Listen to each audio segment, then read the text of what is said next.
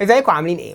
النهارده فيديو جديد مهم هنتكلم فيه عن 4 تحاليل مهمه من خلالها نقدر نعرف اذا كنت لا قدر الله مصاب بمرض السكر ولا لا.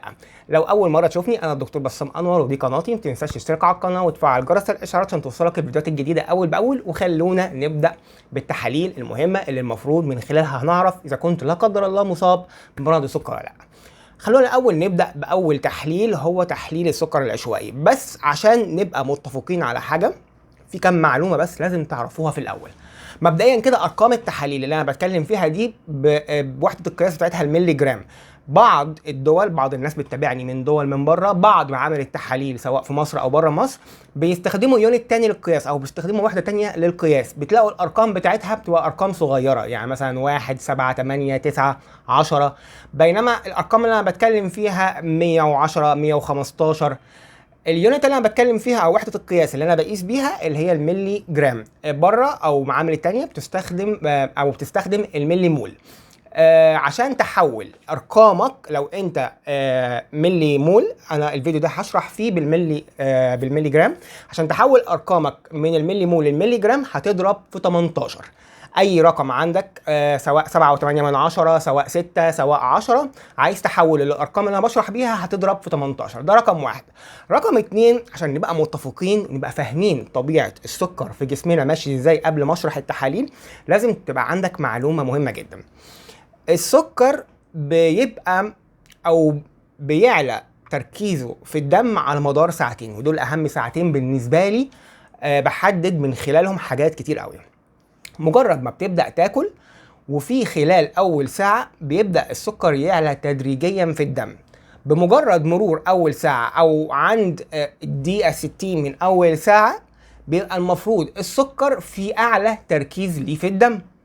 في خلال الساعة التانية بيبدأ السكر تدريجيا ينزل لحد ما يوصل لمستوياته الطبيعية. يبقى احنا عندنا السكر من بداية الأكل بيبدأ يعلى تدريجيا لحد ما يوصل لأعلى تركيز ليه في الدم عند الساعة، وبعد الساعة بيبدأ ينزل تدريجيا تاني لحد ما يوصل لتركيزاته الطبيعية في الدم. وده بسبب ايه؟ بسبب انك انت بتاكل، البنكرياس بيبدأ يفرز انسولين عشان خاطر يدخل السكر ده ودي الخلايا بتاعته، الخلايا تقدر تستخدمها في أداء وظائفها الحيوية.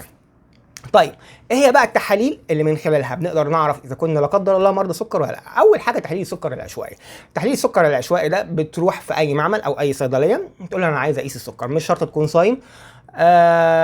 بتاخد او بجهاز السكر العادي بياخد عينه دم وبيديك القرايه. المفروض في تحليل السكر العشوائي بيبقى السكر عندك ما يزيدش عن ال 140. لو زاد عن ال 140 معنى الكلام ان كده احتمال يكون لا قدر الله عندك سكر. ولكن التحليل ده مش تحليل اكيد او مش تحليل نقدر نعتمد عليه في اننا نحدد اذا كنت لا قدر الله مريض سكر ولا لا. تحليل تاني بيتعمل اللي هو اسمه تحليل سكر الصايم، وده التحليل نوعا ما بيبقى افضل من تحليل السكر العشوائي. لان تحليل السكر العشوائي انت ممكن مثلا تبقى واكل وبعد نص ساعه تحلل السكر او بعد ساعه تحلل السكر، فطبيعي هتلاقيه عالي. واكل بعد ساعتين فهتلاقيه في مستوياته الطبيعيه.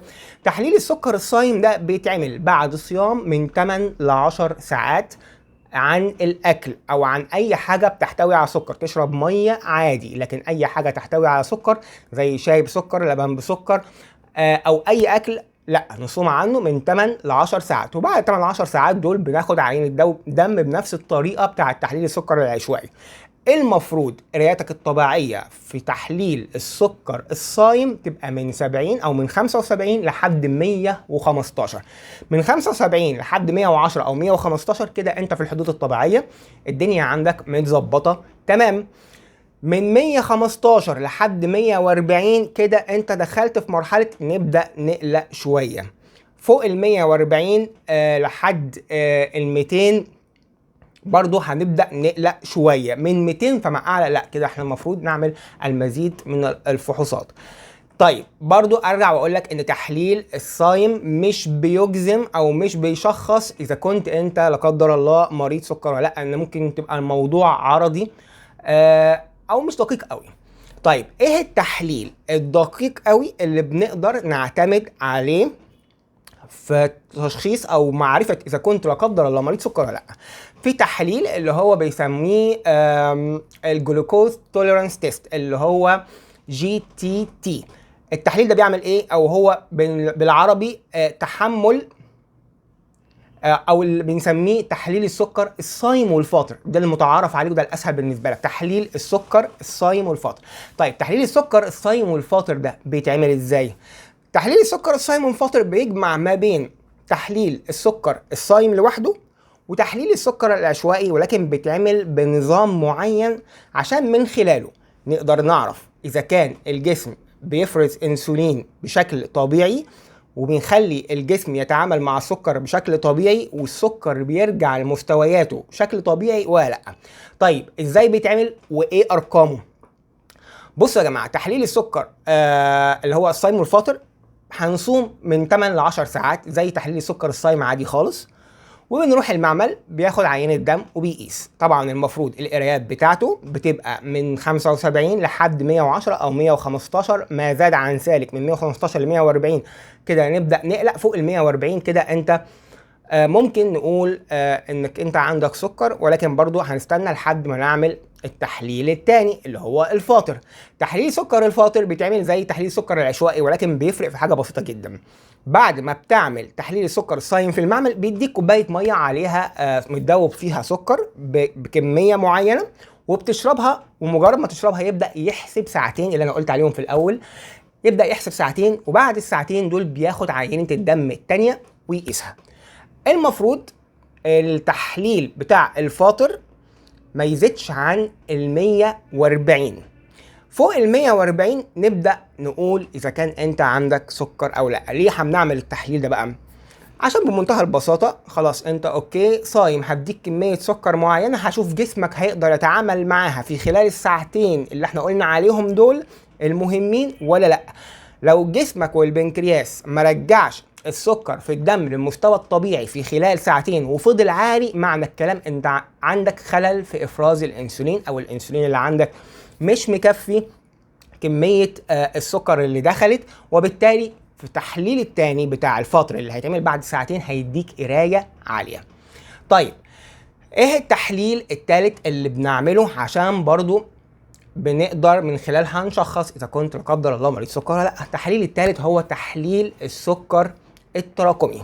تحليل السكر التراكمي ده بنقيس تركيز السكر في خلايا الدم على مدار اخر 3 شهور. طبعا التحليل ده لا يشترط انك تكون صايم، بتتاخد عينة الدم على مدار اي وقت في اليوم، ولكن التحليل ده بيتعمل كل 3 شهور. يعني ما ينفعش تعمل التحليل النهارده وبعدها بيومين تعمل تحليل، او بعدها باسبوع، او بعدها بشهر. التحليل ده لو هتعمله عشان تاخد قرايه مظبوطه بيتعمل كل 3 شهور. التحليل ده لو انت تحليلك اولا احنا بنقيس النسبه المئويه في بتاع تركيز السكر في الدم. لو تحليلك اقل من 5.7 كده انت في الامان، شخص سليم. اخر 3 شهور دول عندك السكر كان متظبط بشكل طبيعي جدا. لو من 5.7 لحد 6.4%، معنى الكلام كده انت دخلت في مرحله اللي اسمها البري دايابيتك، اللي هي مرحله ما قبل السكري. موضوع محتاج عنايه ومحتاج كشف من الدكتور. لو عديت لو عديت 6.4 ودخلت وبدأت تعلى عن الأرقام دي بقى، دخلت في 8 و9 و10% و11%، والأرقام دي بنشوفها، معنى الكلام ده كده أنت أكيد مريض سكر ومحتاج تبدأ علاج على الفور. وفي الغالب تحليل السكر التراكمي ما بناخدش بيه لوحده، بيتاخد أو بيتعمل مع تحليل اللي هو الجي تي تي سوري، اللي هو الجلوكوز توليرانس تيست، اللي هو تحليل السكر الصايم والفاطر. بيتعمل الاثنين مع بعض، الصايم والفاطر مع تحليل السكر التراكمي، وبكده نقدر بنسبه كبيره ناخد صوره عن السكر بتاعك عامل ايه، وهل انت مريض سكر ولا لا. لا قدر الله، عافانا الله وبعد عنكم كل شر. ويا رب يكون الفيديو مفيد واستفدنا منه. لو عندك اي سؤال اسالوا لي في التعليقات تحت، وما تنساش لو الفيديو في الاخر عجبنا ومفيد نعمل لايك ونعمل شير ونشترك على القناه ونفعل جرس الاشعارات عشان توصلنا الفيديوهات الجديده اول باول. اشوفكم على خير يا رب ان شاء الله الفيديو الجاي.